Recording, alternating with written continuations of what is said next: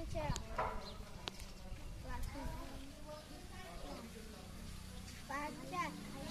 पाणी किती खोल, म्हैस कडवा चघळत उभी होत आहे. तिचा नातू रेटकू तिच्या आजूबाजूला खेळत आहे. आता मी खरंच म्हातारी झाले. हा कडवा काही डावेने मला, अरे बाळा माझं एक काम करतील. रेटकू, हो सांग ना.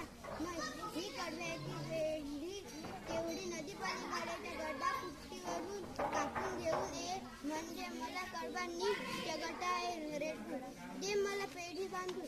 एक पोतं सुद्धा दे कुट्टीसाठी, आता कापून घेऊन येतो. म्हैस रेटकाच्या पाठीवर कडव्याची पेंढी बांधून देते.